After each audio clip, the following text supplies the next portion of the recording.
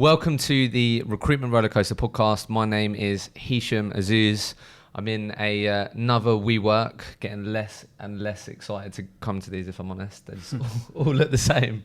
And I'm joined today by Alex Stone, who is a country director for Orbis. And Alex is heading up the American division for Orbis. That's right, yeah. Alex, thank you for joining me, mate. Pleasure. As I was saying to you, where I always like to start is how did Alex Stone from Essex get into recruitment? Talk to me. I'm gonna have to go back. So I started off as a personal trainer. Okay. Then I changed. I changed careers, got into events management in London. Okay. Which is something I always want to get into. Events management? Yeah, I wanted to get into events management. What, PR promoter? It wasn't promoting. It was more like location management. So we used to do films. We did things like Dark Knight. We did PlayStation game launches at Halo. Oh, really? Some really cool stuff. But it doesn't pay money. It's kind of made for people that are already rich. And I one of my friends, my old school friends, college friends, was in recruitment. And that's Craig, who works for 36. Yeah.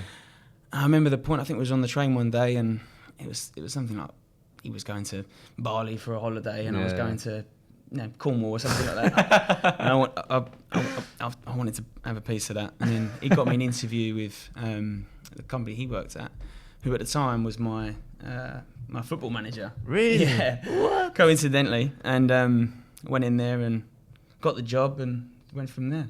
Okay. So I didn't know anything about recruitment. I was going to say, what was your perception like? I had no idea that Really? It had the reputation it did, or what you had to do about it. It literally went in completely blind. Off the whim. How'd they sell it to you? Obviously, they're your mates, so I can imagine they'd be a bit more honest and say that you're going to get 100k. It was hard sales. I mean, I came from a reasonably hard sales role, so I was negotiating contracts in my job before and used to work in the money side of it, understanding emotions and how people work. Not that that's at all related to recruitment, but but you've been in those types of situations and all that. What they were selling, I could relate to. So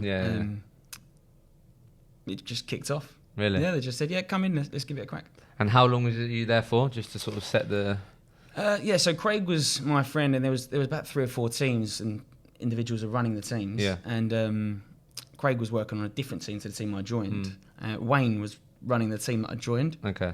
Who's one of the founders of Orbis, who you work for now. Who I work for now. So Craig and Wayne, just to let everyone know and understand that, because you'll probably refer to them a couple of times. Maybe, So they obviously founded Orbis, that's right. Which is now obviously the business that you're part of and work for, and also part own as well. Yeah, that's it. Perfect.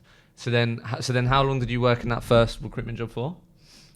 2.5, 3 years. 2.5, 3 years, and then after that, you then left Orbis, where you're now, and it's been what, 5? Did you say 5.5 years earlier? Yeah, we've been going 5.5 years. So we was going for 2.5 years, and the company just got smaller and smaller at 36. Really? People just leaving. It was one of those typical recruitment companies where I joined. We had 2 massive accounts, 2 big financial services accounts that were just giving us so many roles that a lot of roles. We're competing against 5 or 6 other agencies, portal driven recruitment. That style, and it was basically first come first served. Whoever got that candidate. Really? So you said financial services. Was it in the market that you operate in now, or was it just completely We predominantly do financial services, but in the last 3 years, I'd say we're more just covering the whole of digital outside. So when you got into recruitment, you did UX. Did you start in that or not? No, I didn't. I did all C# recruit engineering. Okay, so it's slightly different, obviously different to what you did now. It was, yeah. And then I've been doing UX recruitment for about 7 of the 8.5 years I've been doing it for. For a long time. When we first started to see UX roles come out, and it's an area I took a particular shine to. Really? And this was the old days of, I don't know if you remember, but Morgan Stanley built the Matrix platform, and all the other banks wanted to jump on it. UBS, RBS wanted to jump on. I have no idea what that means, mate. Anyway, so leave that. So I went down the UX avenue and just pushed that and helped grow that out. From day one. Really? And when we moved over here, it was UX grew into just digital. All the web world and design. Okay. Yeah. So just quickly, I know you said that you don't have the best memory. So if you can't remember everything, that's fine. But I do always like to ask people, like, you can talk about it for the whole experience, but like, how were those first couple of years for you in recruitment? Because I know you said literally you went into it blind, you had no idea, like you just working out as you went along. But like, was it difficult? Like, did you find it tough and these things? Because I had a very difficult first year in recruitment that I openly say on here. But like, how were your sort of first year, 2 years in recruitment? They were tough. Like I said, there was a portal-driven experience. So it was just sitting on a database. I think this was even pre-LinkedIn. So really, you had to sit there and just churn through databases, going through, try and pinch other people's hot lists. Yeah, it was that style. It was pretty cutthroat. Really, which I guess built me into the recruiter that I am today. What the opposite of that? Just giving you thick-skinned, really. So you've got to be. Yeah. I guess that is what a recruiter is, just to churn it out. Originally, when you first start out, you've got to cut your teeth really to survive, because I don't know what the percentage is, but a lot of people quit in the first 12 months, don't they? Oh mate, loads, like 1 in 4 people, I think I've heard. In loads of places. Yeah, so it was hard work, but I never really chased down the growth of it. It was just I was just spoon-fed roles, portal-driven. Had to get there, get around, go meet the business. Always out on meetings, trying to grow out individual areas that I was given to specialise in before I got into UX side of it. And so when was it less? So when you was building out the UX piece, was it less being spoon-fed stuff, and was that when things started to change for you? Yeah, it was because I think I was one of the first within financial services anyway that was really took on to, or us as a company, especially when we joined Orbis. Yeah, started to realise that it wasn't that saturated of a market. Yeah, compared to, which obviously a huge advantage as a recruiter. Which is, it is. It was just an area that was like somewhat a niche space. Yeah. And we managed to tap onto it pretty early on. Yeah. And the business backed it, and we went for it, and we did well with it. It helped. Yeah. It helped having that niche and using it as a battering ram to get into other clients. Yeah. With that, we only do that. That massively helps, doesn't it? Yeah. Yeah. Okay. So then, basically, what did you always have I guess when you entered this world of recruitment, like, did you ever think about being potentially owning part of your own recruitment business and stuff like that? Do you know what I mean? Or is it all just sort of quite evolved organically and sort of naturally quite happened because you've got these really good relationships with Craig and Wayne and all these things? Do you know what I mean? How did you ever think about that sort of 2-3 years in? Because it was 3.5 years you was there, yeah? So that was you at the previous company? Yeah. 2.5, 3 years. 2.5, 3 years. So like what did you think about potentially having your own recruitment business and stuff like that? Or was it just... No, I mean, I actually when Orbis, when 33.6, I left 33.6, and Wayne and Craig decided to set up their own company and asked me and one other to go and work for them. We just loved the idea of it. Yeah, to be honest, those two were the main people of that company. Really? And if we knew if they were leaving at that point. Actually, Craig had left and was working in Hong Kong for a couple of years, and Wayne. So I think it was Wayne said to Craig, let's do our own thing, leave Hong Kong, and come back and start our own company up. And they poached me and Nick over, and we was over here for, I've been in the US for a couple of years now, a year and a half. Yeah. And Orbis isn't my company. Yeah. So I moved over to the US a year and a half ago, and me, Wayne and Craig decided to open up the business, which was...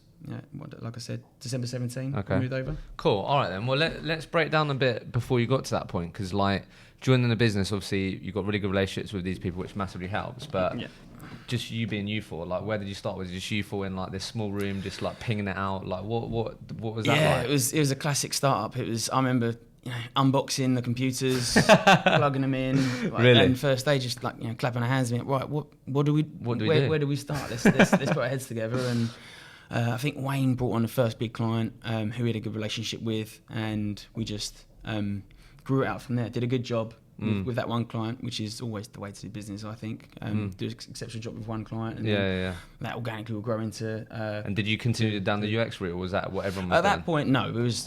We were happy to just get our first role in, which I think was a C# role, and then Craig has obviously got a lot of contacts, been working in the space for a long time, and we just opened it out. Really? From there, I remember it was hard graft for the first.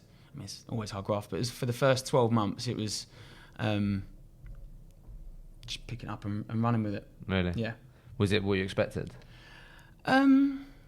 It was exciting. That's what I mean. Yeah, it was super exciting. We was in there in like a shared office space, amongst a couple of other companies. Nothing like how we work. Yeah. And it must have been fun because like obviously it's nice to do it with people that obviously outside of the sort of the work world. Do you know what I mean? Yeah. 'Cause that's also added to it because you're all on this sort of journey together, and you're trying to build something. Like to think special as to where it got to now, but that must have helped surely, sort of to know each other like that. Yeah, it was. We're all mates, so Yeah. it was. We all knew what we were in. But I'm sure there's in also for. some trouble with that as well. I don't remember there ever being any. Not Really? for me Is it anyway. pretty sweet? Not for me. I might have been sheltered from what was going on. But what I was going to say, so then that first year at Orbis, was you on the tools the whole time? Like, was you obviously?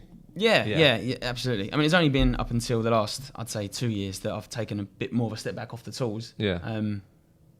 I still get involved now. Yeah. If there's something obvious which I need to jump on, but it was cut your teeth, grind. Something comes across your desk. You got to work all sorts of hours to fill it and just grow out the company. And then I think in the first, I think it was in the first 6 months, we actually brought another chap over.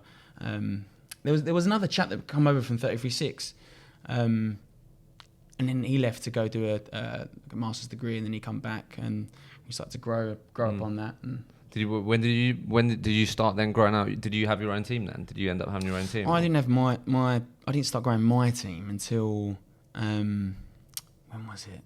Probably the 2.5 years in. Really? I'd say maybe 2 years in. So you were just really, really getting the client relationships locked in for yourself, building your network, candidates, clients, all that. Yeah. I mean, you know, we need to start getting someone underneath your belt when you're starting to pick up too many roles, or a lot of roles that you need some support on, which you can give guidance on. And everyone that was there from the beginning, we had enough on that we could start getting people in to support us. Which to be honest, that was pretty early on. That was within the first year. Yeah. But my team, I think, was in the second year. Really? Yeah. So how was you? What was? I know again, this may sound really basic, but I think I was telling you before. Like one of the most common things people always ask me about is, and I find it really difficult, is when you're early on trying to build out a desk and these things, right? I know obviously you came from a previous company, and probably leveraged that after your restricted covenants or whatever. But like, how did you approach building that business? Do you know what I mean? Was it just in terms of how did you approach getting more and more clients, getting more and more people knowing about Orbis and these things? Like, because that must have been tough at the beginning, right? No one would have known who Orbis was, right? Yeah, of course. Well, I mean, we all had, other than me, Wayne and Craig and Nick. There's another chap, one of the ones that come over. Is an ex-broker, had a lot of relationships in industry. And okay. Once you've been in the industry for a certain amount of time, you have a lot of relationships. Yeah. And people typically want to work with the individual rather than the brand. Yeah, of course. Typically. So that organically just grew us out within a reasonable short space of time. Yeah. And that's how we grew the company out. And that's how you should really grow any desk out. But how did you approach it, mate? Same thing. I mean, I'd been in recruitment for a couple of years, and after doing a good job with one client, they recommended me to another client. Yeah. And getting around the industry, reverse BD, started meeting up with candidates, which you flip to clients, just the classic recruitment methods. Yeah. Never really went down the specking in route. Really? No, we never really had to. I know it's like a great tool, but we were working with a lot of big accounts that were feeding us a lot of roles.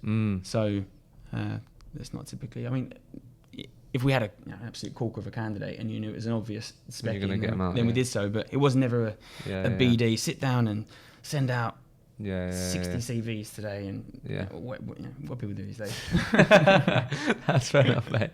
So okay, cool. So then how did you? So obviously before you joined Orbis, did you manage anyone before? No. Yeah, actually. You did? Yeah, the chap that I said went to do his masters. He joined and worked in my team. So I had one chap underneath me. Yeah. And we helped grow out a desk of 36. Really? The previous company. Yeah. Okay, cool. So you had a bit of experience before you started doing that more for Orbis. Growing someone up, yeah. Really? Because I guess how did you find that transition? Because like typically, again, a big challenge for recruiters is they obviously might be really, really good billers, and they're like whoever their manager is or whatever, they're like, great, Alex, let's make 2 more Alexes or 3 more Alexes, right? That's the plan, right? So I guess how did you find that? as you were building out your team and not just worrying about your own billings, but then all of a sudden you're managing people and these things? How did you find that? Yeah, I mean, it was kind of thrown on me, to be honest. Started to do well, and managers, I think, typically when you start to do well from a billing sense, they think, okay, he's ready to start building his own team out. Yeah. And in hindsight, it's probably a bit premature. Really? Yeah, definitely. I mean, you need to. Yeah, that's really common though, isn't it? Yeah, it is. Recruitment's success in recruitment is, I guess, how much money you put on the board. Yeah. But whether you're ready to start growing a team out is different than that. Yeah, you need to map out what the best route is for you if you're in recruitment. Whether you want to go down that principal solo top biller route, or whether you want to start growing your own team out. Yeah. And I had someone come join me, and it naturally just went into growing him out and giving him roles, me going out and being kind of forced to go out and give him positions and so you obviously, to resource. He was just resourcing, to be honest. But obviously you was helping him out, bringing him success, which obviously bringing you success. Yeah. And these things. Yeah. So then, how many people did you grow your team to then? At 36, it was just the one, and then we left. Yeah. Yeah, we left. I think we all left on the same day. And then when you started building a team at Orbis, like 2 years in or whatever, what is the team now? Like how many people have you grown it to? Well, I used to look after the digital team when I was in the UK, and we got up to 5 people in my team. Oh, really? Yeah, and then I moved to the US. Within the digital team, it was just everything that from UX to front end engineering. Yeah. Standard digital. And then so just quickly before we talk about the whole US piece, like when you had 5 in your teams, then would you, just to help me out, was you always billing at that point? Yeah, I was a billing manager. Really? Yeah, which is always something. It's a challenge when you just start off trying to keep your numbers up and get everyone else's numbers up when you're feeding the desk. And at the time, the business model was when I had quite a few big accounts, so I was feeding the team. Yeah. So the idea at that point was just there were resources, and now those guys are self-billing 360 recruiters, bringing their own clients. But for a good proportion of me managing that team, it was me just feeding the team. Yeah. So is that So and then growing them out to understand flipping candidates and. Yeah. So was that a challenge for you maintaining your numbers then, while she was managing at that point during that period? Yeah, you always take a dip. If you start taking on the team, you probably notice if you take one more hire on, you'll probably see a dip in that month. If you just to look at like a graph. But, so how did you get better at managing that then? Because I think there's some good stuff in there, mate, where a lot of people will be trying to go through that because it's not easy, is it? So like, how did you get better at that? No doubt you probably wasn't too great at the beginning, but like, how did you get better at it, and what things did you learn through that? Well, you just being organised is I started to take my daily organisation a lot more seriously after I think the second hire. Yeah, because when you start getting 2-3 people under your belt, then there's a big difference. Is that because it's so easy for them to take time from you, if you get what I mean? It's like, oh, Alex, can you help me with this? Alex, can you help me with that? Do you know what I mean? Yeah, of course it is. Yeah. They not just that, but you want to try and grow them as a recruiter as well, and start teaching them of bringing their own clients in and of spotting a lead and actually getting out there and building relationships and then building their own personal brand rather than spoon feeding. Because it breeds a bad recruiter if they're just going to sit there and work on what I used to when it was a portal recruiter. You're not learning too much. Portal recruiter. Wow, it's the first time I heard that. Portal recruiter. It sounds futuristic. I think it's like an old school style of recruitment. You don't really get that anymore. So, mate, let's talk a bit about that because I think there's some good stuff in there. So you got serious with managing your time. So where was you like losing time? Do you get what I mean? What did you get sort of better at in terms of managing your time? What did you change that really enabled you to get hold of your time better as Alex, the billing manager? Not just reacting to every time someone's got a question, making sure you're setting time aside to sit down with people is probably the key thing. Really? Yeah, I mean, people have a day job and need to be getting on with things, right? Otherwise, it's just too disruptive. So setting time aside with each person, giving them your undivided attention, and when you do book in that time, as opposed to when you're booking that time with people, and I'm not necessarily one for micromanaging, so jumping on top of people, making sure they're hitting their KPIs. We're not necessarily a hardcore KPI driven company. We're not like a call sales You don't strike me as that, mate. No, no, definitely not. So we just it was just about splitting your day up, making sure you're organised on a daily basis. Yeah, hitting your basic KPIs from like CVs out and yeah. Was there anything else then that you really started to change or implement in your days as a billing manager that really helped you keep up with the numbers and not take as much as it did when you hired another person? These things. Is there anything else then besides time management? I mean, this is a relationship game, so making sure that you're not just sitting there doing admin all day, not being distracted from replying to emails all day, and out there growing the business and your own desk. Making sure that you're not making an effort to that change of mindset, turning it from a chore, thinking, I've got to go and meet this person, to this is what I need to do to grow out this desk. That was a big change. I mean, that naturally is a big change. What, the mindset? Yeah, yes. But, by the time if you're a successful manager, you should be out half a day every day, or at least a good proportion of the day, finding out what's going on in the market. So, on top of keeping organised, making sure you're out there building relationships, finding out what's going on, keeping on top of trends. And is that because then it's going to help you, I guess, help you grow the team, because you doing that is going to enable you to grow the guys underneath you and stuff like that?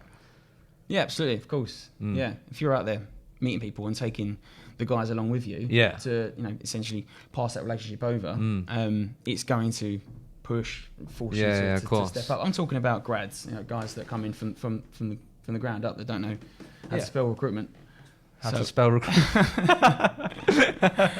So this is completely green people, not No, I get what you mean. I get what you mean. That's fair enough. But because I guess that can always be a challenge, isn't it? If like you win an account and you have a really good relationship, then you do pass it on to John, who's now on your team, and it's like, well, okay, well, where's Alex gone? Is he too good to speak to us now? From the client perspective, do you get what I mean? That's very true. Yeah, that is true. It's So is that how you approach that then? I guess, how did you approach that? You're always looking at the person you're going to meet, and if you are, it's not going to be worth your time necessarily holding certain relationships. Obviously there's some relationships, especially when you're talking to real senior people, that you need to keep hold of, because you might have put a lot of time into them and had a few beers with people, and you can't be letting go of those relationships, because that's going to slowly but surely fizzle out. But getting people out there learning from you, and you should always obviously learn from people that are more senior from you. I mean, everyone's constantly learning from working with people that are better than you or got more experience than you. So bringing them with you, even if you didn't hand that relationship over, just to understand how you work. That makes sense. It's something we slowly start passing over. Yeah. Okay. Yeah. And just out of interest, mate, obviously you don't have to give me all your secrets, but so basically had a conversation. I think I referred him to you earlier, but a guy called James, one of the things that he learned at a business that he worked for at a short time, the big billers, talking 500k plus in this agency that he worked for a short period of time, one of the key things that he learned and noticed was they all have big accounts, at least one big account, right? And I thought that was really interesting. No one's actually sort of pointed that out before. And you said earlier, obviously, about you built some big accounts, right? And traditionally, you've worked on accounts that fed you a lot of jobs and stuff. So I guess how have you gone about? If I'm a recruiter listening right now and I'm like, wow, okay, so who are the people in my market that could be big accounts and these things? But I guess like there's a whole longer term approach that you have to take to try and get these big accounts on board, or really get to that point where you're getting a lot of business from them. Do you get what I mean? So I guess just from your experience, and if you do work with some big accounts, sounds like you do. Is that fair? Yeah. So any advice on how to navigate to start getting more business from these people, start winning some big accounts, or getting them involved in your recruitment desk or your recruitment business? Well, I mean, the only real way you're going to get into a big account, like a blue chip, is by having a very good relationship with someone very senior that's willing to stick their neck out. Okay. If you're not going to get anywhere if you're going to approach talent acquisition or HR. Really? They're going to send Swerve HR people. Well, they're not. No, I know what you mean. If you're going in there cold, they're going to have their template to say they're not, not reviewing their PSL until next year. It's going to be a classic response. So you have to really go in there with someone they want to hire. Okay. And the manager needs to be willing to say, this is who I want to hire. It's through So and X, so. Y, and Z.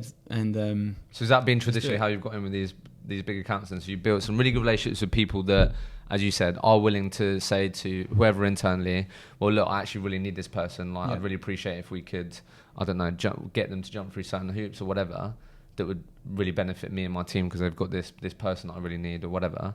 Has that typically been the route that you've gone down then? Yeah, every time. Really? Every time. It has to be. Otherwise, okay, you're just going to get put in a pile, which is probably never going to be seen again. So what's the from your experience then, like what's a good way or the best approach to find out what these people need? Obviously you're going to know your market, but like, are you keeping an eye on, okay, so such and such company have advertised for this, blah, blah, blah. And do you know what I mean? I'm sure it's going to be candidates that are going to be sought after in smaller businesses anyway. You're going to know the skill sets that people really want. But like, how do you keep an eye on what these people really need that are going to be willing to, well, Alex has got this person that I must like stick my neck out for. Do you know what I mean? How do you identify that?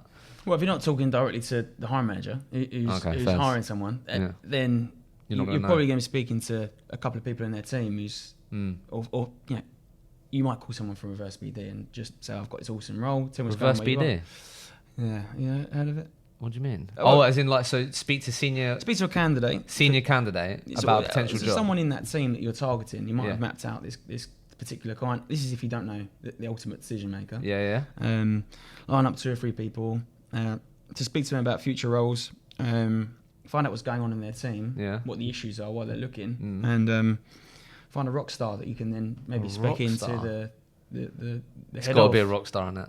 Yeah, so it has to be. So that generally that's been how you've. So I guess if you're attacking something that's So if you know that if you've mapped out there's this huge business which if I can get a piece of that pie, it's going to really benefit my recruitment business and recruitment desk. Yeah.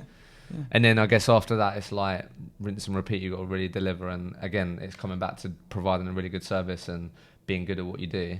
But that's some real practical advice that's helped you get into big accounts. Yeah, absolutely. Really? Yeah. Okay, mate. Interesting. So I guess let's talk a bit about why did you move to America? I started doing a lot of business over there. Really? Yeah. So before I moved out there, 2 years leading up to it, I started to do quite a bit of business over there with some big names again. Yeah.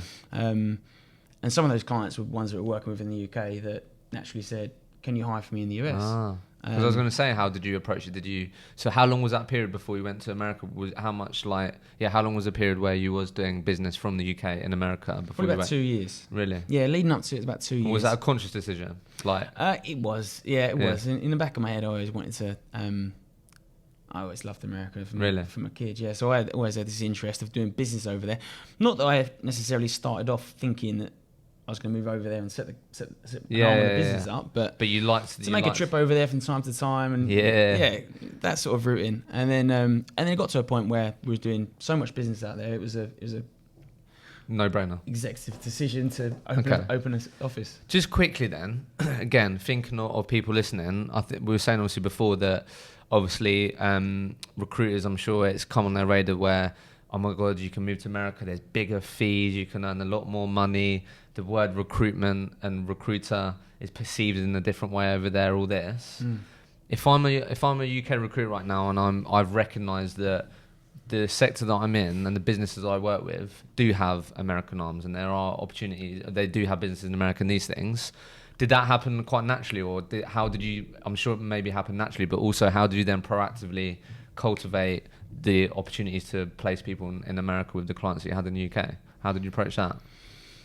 Well, if you're working with a big brand and you know they've got offices, I mean, if you're working with a client, you should know where their satellite offices are, or their headquarters are, and conversations just come up. I mean, if you've got a good relationship, you should have good relationships with clients. So, you should understand what their issues are, where their teams are globally. And if they say they're in New York, then you propose the idea of okay, well I can help, or they come to you. You know, if you're doing a good job, which you should be, then I guess I know it sounds simple, but it's like ask.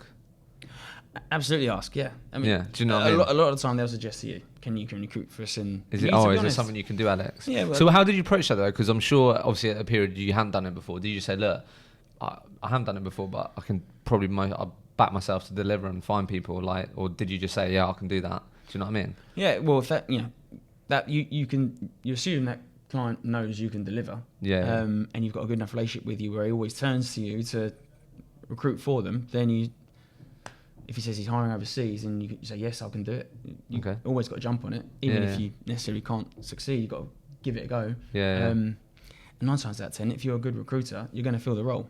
You don't necessarily have to be in that location to fill the role. There's a lot of satellite offices around the world or incubators I did 2 years of business. I think the final year of me working in the US, when I was based in the UK, about 80% of the work I was doing was in the US. Really? Yeah, which goes to show that you don't need to be based in that location. Why is that, do you think? Like, why you don't need to be based in that location? Obviously, there's benefits of being in that location, but why do you think that? Because a lot of people would say that, wouldn't they? Be like, Alex, but how could I do that from the UK? Like, do you know what I mean? Like, so, like, why do you think that it is achievable? Because clearly you did it. Do you know what I mean? Yeah, I mean, there's lots of recruitment companies that are doing European recruitment that only work in Germany or Scandinavia, and it's the same principle. Yeah. You don't need to be based there with technology. As long as you can work the hours, because you might have to stay up an extra 5 hours to answer calls. Did you do like American hours then? Sometimes, yeah. We had to make sure we're on the conference calls or arranging things at certain hours. Yeah. So to be honest, recruitment's a lifestyle, isn't it? Most recruiters are answering emails at the weekends or just before they get into bed. And my missus wouldn't allow that, mate. It's not on, mate. No, it doesn't do any favours. You've got to switch off, mate. So I guess a few things on that then, because look, again, thinking of the people listening. What were some of the again, it seems like it went well, but what were some of the challenges that you had to overcome or get better with when you first started doing more American business? Like, how did people receive Alex Stone from the UK calling me from UK, but it's about jobs in America or whatever? Do you know what I mean? Like, what were some of the challenges that I guess you got better at solving in these things as you were doing more and more American business? What were some of the things that you came up with, again, it's early on? Well, I mean, generally, I find US recruitment a lot easier than London recruitment. Really? People are more receptive to replying to your emails or your messages or phone calls. Why is that? Because that isn't the first time I've heard that. No. Yeah, so why is that, do you think? Just because I think recruitment's looked at differently over there. How's it looked?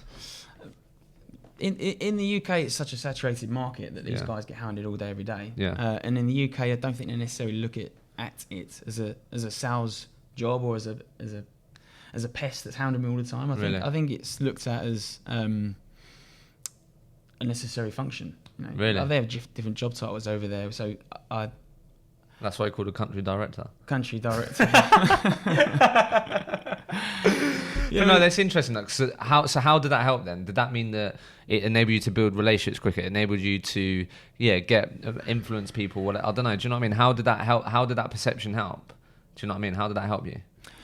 Just because you're making a lot of traction over there with people that are answering to your calls, and that naturally progresses into, oh, by the way, I'm hiring, and that balloons out into more clients and more opportunity, and but because people are more open to recruitment over there or speaking to recruiters, it's just it's a different world, to be honest. Really? Yeah, I'd go as far as it's a different world. Yeah. Okay. Let's definitely dive into that obviously to talk about when you moved there and stuff. But I guess so. Then, in terms of like just out of curiosity for me, like, was you like video and calling people and stuff, or was it all a lot predominantly done over the phone? I don't know. I did one video call. Really? No, it was all over the phone. Yeah, over the phone, over emails. Yeah. Also, I've never obviously recruited in your market, but like, so obviously you would have been good at understanding if someone's good or not. But would that never become a challenge then? Sort of really gauging if someone was good just over a phone call. It obviously was a challenge, to not look in the whites of someone's eyes. That's what I mean. It's always going to be difficult, yeah. And that's why most businesses, that's why the UK businesses are flooding the US shores at the moment, but it's not absolutely necessary. Again, it goes back to all these recruitment companies that do European recruitment and solely European recruitment, and they're based here in the UK. It still works. Okay. Yeah. Okay, mate. So to wrap that up, Alex, if I'm a UK recruiter right now, I've identified there is an opportunity to get some more American business. My clients will tell me, look, definitely I need help in America, blah, blah, blah. What's like your go-to advice for people if they want to start building out more of an American more of an American market in terms of get to their point where 80% of it, so they could move over, whatever. Do you know what I mean? So firstly, I guess would you definitely recommend doing a good stint before you went over there, as opposed to like going over there then starting? Oh, yeah, you have to. I think you're setting yourself up for not every time, but I know a lot of people have moved over there to a cold company to set up cold, and they're struggling. It's pretty tough. Yeah. So you need to have some kind of a foundation over there, some business already moving to grow upon. Okay. But if you have an opportunity to do that, then my advice is jump at it. Really? Yeah, well, I did, so I'm going to be a bit biased. Jumped, mate. Yeah. Okay. And then, so you moved over there. So you've lived in where do you live? Brooklyn. Really? Yeah, we're based in Brooklyn. I think most of the guys are, other than one, is in Manhattan, but most in Brooklyn. Yeah, it's the cool part of town. Really? Yeah. And how many people are in your team now in America? There are 8 of us. 2 in the UK as well, who are going to be moving over. Okay, so they're doing a bit similar to what you did then. Yeah, well, they've only just started with us, so. Oh, okay, that makes sense. Okay, so I mean, firstly, mate, let's talk a bit about obviously boy from Essex. Now living in Brooklyn. Boy from Essex in Brooklyn. What's that like? Awesome. It's mad where recruitment can take you, can't it? It is. You never think that. No, you digging into my past makes me think. When I first started recruitment, I didn't even know or care about recruitment. It was just like a throwaway conversation, which ended up in me living in Brooklyn. Yeah, and it's obviously awesome. It's a great career to get into. You know, all the negative reputation that recruitment has, don't quite get it. So I think it's a great job. Really, you actually think that? Well, it is, yeah. It is. It gets you traveling the world, whether you live somewhere. You know, if you're doing overseas recruitment, you need to go and you're always out. You're not just sitting behind a desk all day. You're out meeting people, and it's a people's game. Yeah, Brooklyn's a great place. What have been some of the sort of key differences that you've had to get used to then living in Brooklyn, living in America? Cost of living's a big one. Really? Yeah. What, really a lot more expensive? A lot more expensive, yeah. I'd go as far as saying if double, if not triple, the what you're used to spending in the UK. But then salaries reflect that. What you earn reflects that. Hence why the fees are so big over there. Why are they so big? Like, is that generally true that the fees are bigger over there? 100%, yeah. Well, I mean, people earn more money, so what salaries are higher? Salaries are higher, but not just that. I mean, you always the UK industry. A lot of clients try and push people down, whereas in the US they're pretty open to much higher percentages, from 25 to 35%, which in the UK you never really hear of that too much. Oh my god, you definitely don't. No, so and with that in itself answers why the fees are so big. That's fair enough. No, because it's just classic, innit? It's like you've got a recruiter down the pub going, yeah, America's great, blah blah blah. But it's like, is it really, mate? Or are you just? It is. Don't get me wrong. It's hard graft. It's just as hard graft. It's not easy at all, especially if you're just setting up over there and thinking about moving over. But I think if you've been doing recruitment for a while in the UK and you're thinking of moving over there, you're used to quite a lot of knockbacks in the UK. So 1 or 2 deals over there is the equivalent of a lot more in the UK. So like I mean the whole living there and these things, like if I'm a UK recruit right now and a rec to rec's in my ear going, look, there's this amazing opportunity in New York, blah blah blah. What should I be thinking about? Because you're 18 months in now living there, yeah. So what should I be thinking about that the rec to rec's not telling me about? Do you know what I mean?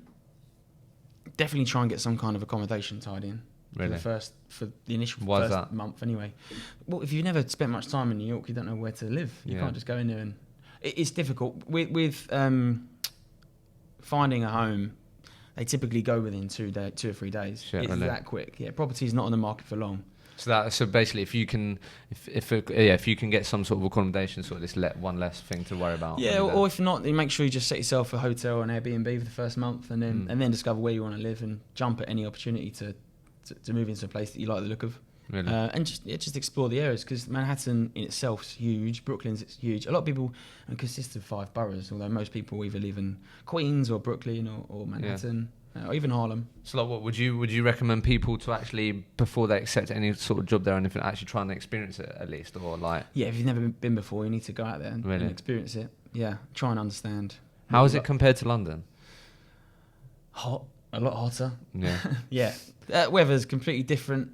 Extremes. Winters are really cold. Really? I've heard it smells. No, not at all. Someone told me that. I don't know. They said New York absolutely stinks. Maybe on a lot of the subways they do. Yeah, yeah, but No, I mean that side of it, the cost of living. How busy is it? Do you know what I mean? Because everyone has a perception of London is like it's chaos, blah blah blah. But again, New York is like another level. Blah, like everyone's just like zoom. No one looks at each other. It's just like, do you know, that's what the typical perception of it. Do you know what I mean? Yeah, I'd say Manhattan's very close to that. Really, like mental. Yeah, Brooklyn's a lot more. You get a lot more time, a lot more space, really? More green space. Whereas Manhattan's obviously an island, and some of the areas are just like Leicester Square. You know, it's just really flashing lights and people pushing each other past and yellow cabs bibbing everywhere. They're not shy of a toot. Really, bibbing everywhere and yeah. Okay, so been there 18 months. Yeah, I guess. Yep. How much of an impact has it had in terms of you living over there now and obviously continuing to build this business? Has it helped?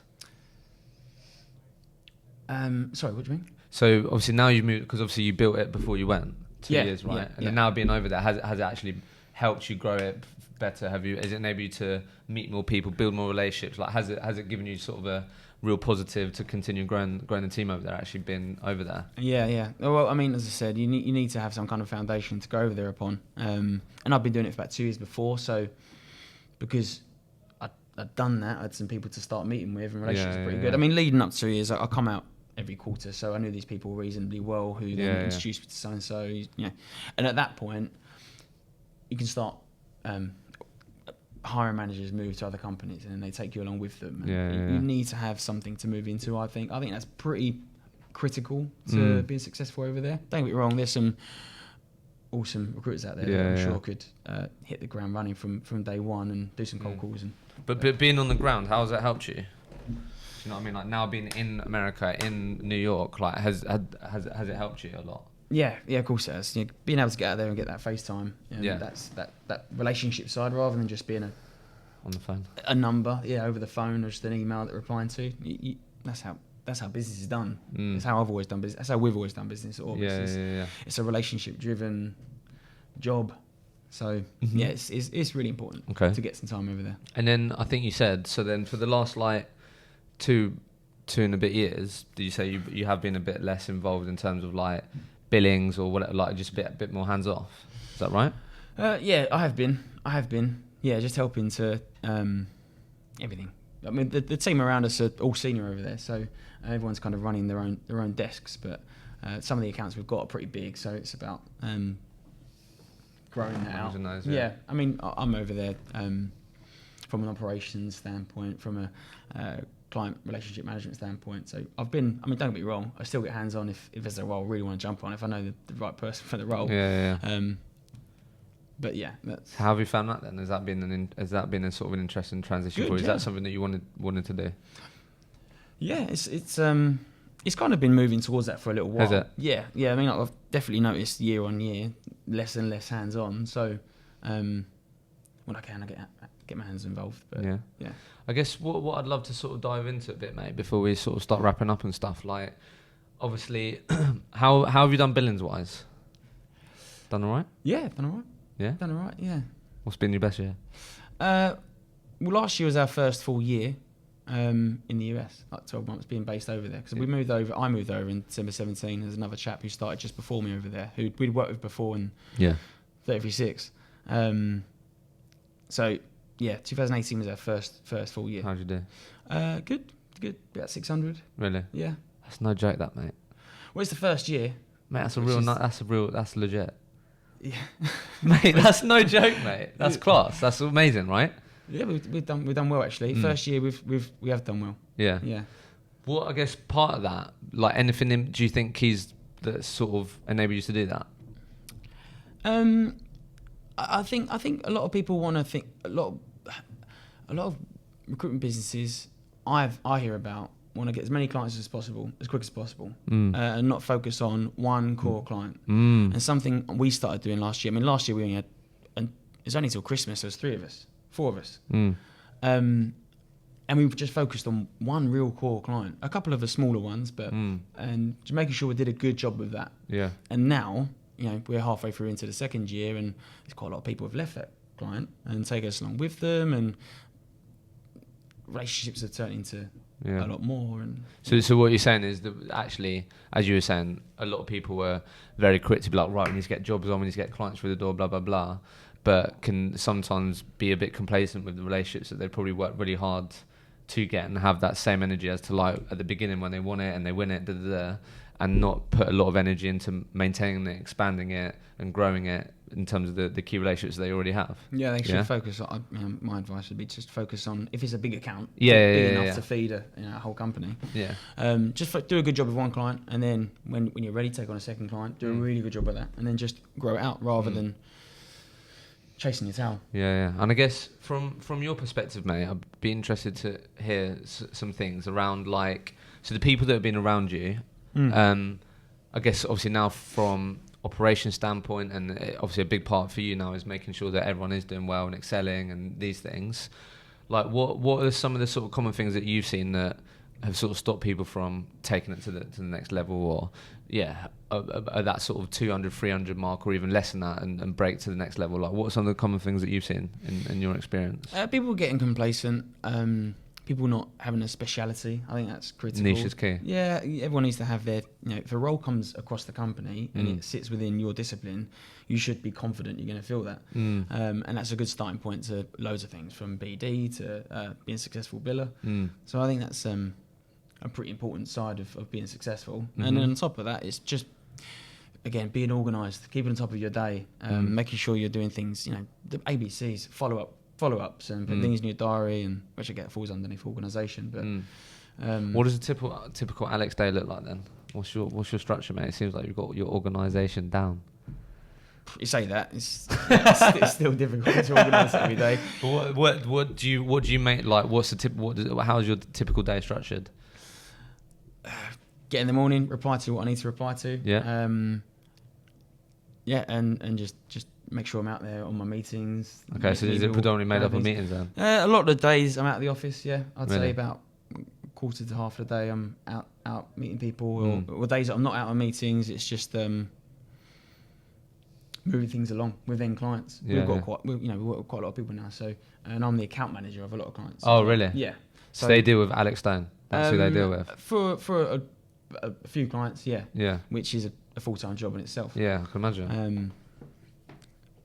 And obviously there's 8 of us now, so it's checking in with guys from time to time. Yeah, we don't do any micromanaging. I say everyone's pretty senior. You don't strike me as like you're going to be on my case about my call times. Don't think you would. No, we don't. It's too much time and effort, isn't it? If people need watching and managing like that, then they're even junior. Is that sort of been a conscious thing again? Though? Like, it seems like if I'm working in your team right now, it's really like, obviously I know Alex can help me, but it's sort of you're approaching it that I'm building my own sort of business within Orbis and these things. Is that what you're trying to encourage these people to do? Yeah, I mean, they should be building their own little business within a business. They should be running their own desk and wanting to grow out their reputation, without being spoke to every hour, seeing what they're doing. Yeah, and no one wants to work in that environment. In my eyes, that's an old school style of recruitment. So that's the model we have, and it works. Yeah. Mate, what I'd be interested to get your thoughts on, because you see me as someone that's you're just willing to jump straight into things and just crack on. Where does mindset fit into all this for you? Like, is that something that you've got better at? Like, have you got better at dealing with the shit times? Like, have you got better? Do you know what I mean? Where does mindset fit in with this sort of Alex journey, and how important is it to you as a recruiter and as you continue sort of developing your career? You need to be persistent, and you can't let a no break you down and start throwing a tantrum, because that's constantly going to happen. If you have that resilience and that level of thick-skinned, which in recruitment you've got to be thick-skinned. How did you cultivate that though? How did you cultivate that? Just brush it off, park it, move on to the next one, and make sure you follow up with them again soon. Let them know that you're there to help. If you're confident that you are providing a better solution than what they already have, then you kind of convince yourself that's the way to get through it. How do you get more of that into your guys? Because that is a big thing, right? That resilience, that thick skin. It's hard, right? So like, I guess how do you sort of try and cultivate that within your team? Because I'm sure no doubt sometimes they're grabbing Alex going, mate, I'm getting rejected left, right and centre here. Like, I'm struggling. I'm not getting through to any clients, or I'm not being able to grow this account or whatever. Like, how do you try and cultivate that in your people?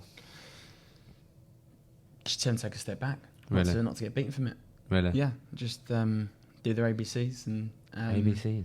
Yeah, I mean, if you're doing recruitment a little while, you shouldn't be getting too upset from things. I mean, some people are emotional, and they're never really going to change.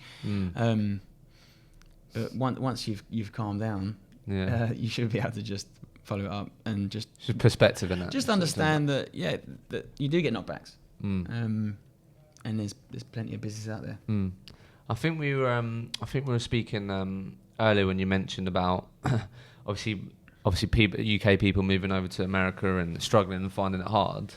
I guess again, people listening to this who might be over there and just find it hard. As I mentioned, the guy that I live with, he's been very open about it, Tom, that he moved from London, moved from the UK to New York, and like it was just absolute chaos. Like, just ate him up alive. Like, it was horrible. He told me the experience is like it literally just ate me alive.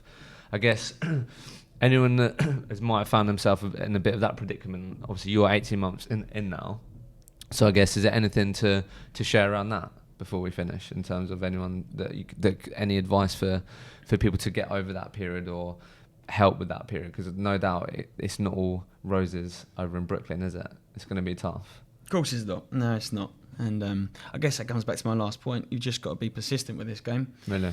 Yeah, you've got to be persistent and making sure you're out there, not just sitting behind an inbox and hoping something's going to come in. Did you, I guess, so I know you said that obviously you live with your partner over there. Like, obviously, how important is like having a social element out there? Because that must be tough as well. Do you know what I mean? Yeah, I mean, that is a massive part of it. If you're just going to lock yourself in your bedroom when you finish work, that is going to eat away at you when you know your family, your friends are back home.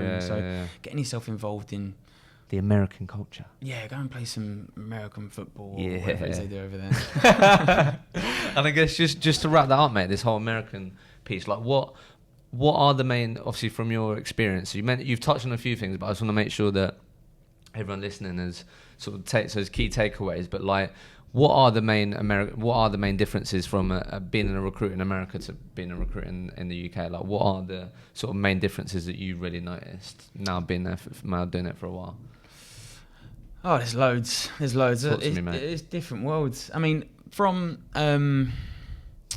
just from the mindset of what a recruiter is. Okay. Is definitely different. Probably the main thing. Really? Yeah. I mean, a recruiter's taken as a serious profession over there, whereas over here it's definitely a sales chore for a hire manager to work with a recruiter, because they've probably got, they more than likely have got multiple recruiters knocking on the door, trying to work with them alongside the recruiters that they are working with if it's a big company, talent acquisition, trying to fill their roles. Whereas over there, it's hire managers are open to talking to you directly. They're open to you sending them a good profile if they've never spoken to you before. They're definitely more open to giving you a chance. Okay. I've found, before I went out there, someone said to me that generally the American culture is more willing to pay for a service than really, the UK. That's interesting. And have you found that? I found that. Really? Yeah, I've definitely found that. They give you a chance, but only one chance. If you mess it up, then they're probably not going to give you another chance. Really? But they're more open to that initial chance. Whereas here, it's almost a closed door, and you've got to be more creative and find your way around it. That's so true. And that's why there's so many successful recruiters in London, because it's hard work. There's a lot of competition. It's the most saturated market, London. Of course. And that's why the best recruiters in the world are from London. But that alongside, things like the contract market doesn't really exist over there. Like the UK is a contract market. Visas, you need to learn about visas. Cost of living, relocating. People are more willing to relocate over there than they are for some. You speak to someone from London and say, "I've got a job for you in Germany." You're probably going to. There's a lot more hurdles to go through. Yeah, there's a lot of dev centres, places like all recruitment companies now are flooding over to Austin or to San Francisco or to Seattle or Nashville or Chicago. All these places that weren't really on the cards 6 years ago. Do you recruit predominantly in? Is it Brooklyn you're based? Did you say? So do you predominantly recruit in your state and only your state, or do you do stuff outside your state? And is that realistic and achievable? A decent percentage of our work is in our state, but no, we work outside of a few other states because again, going back to some clients want, can you hire for me in this state? And you don't want to go spreading yourself too thin. You want to specialise in your area, but and you should as well. You want to make sure you're owning that that geographic. And I guess what just quickly, mate, before we finish again, just some real practical advice. Like the whole visa situation. What's the crack there? So like, if I'm a UK recruiter, what do I need? Just like basics. What do I need to be able to consider a job in the American recruitment market? A company that's going to sponsor you. Oh, is that how it works? Yeah. So you got to be sponsored. Sponsored or marry an American.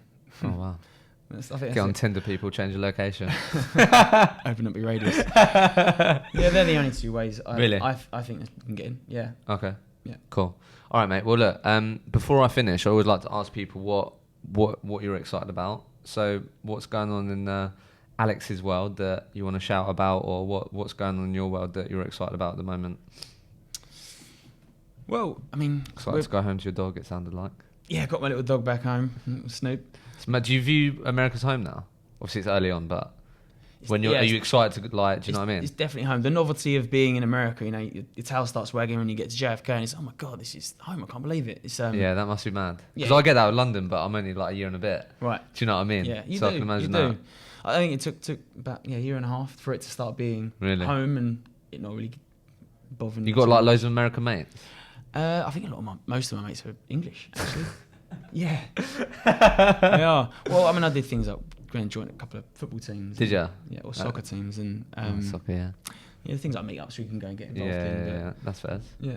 So, but yeah, what are you excited about, mate? What's going on? Well, I mean, we're massively ramping up. We're growing. We're hiring like an internal recruiter soon, and to help us ramp up, we're looking to open up an office probably in San Francisco or in Texas next year. What, are you going to end up moving over there, or are you happy with? Maybe, yeah. Yeah. Yeah, going to set up a different space. It depends how business goes, obviously. But yeah, we're looking to open up a couple of offices because we're doing a lot of business in other states now as well. So. Nice, mate. It's exciting. Yeah, there's a lot going on. So look, last question. I ask it to everyone. You can answer it with a phrase, a sentence, a word, whatever comes to mind. Okay. Basically, if Alex could communicate to every single recruiter out there, they'd take on your advice, they'd listen, what would you say?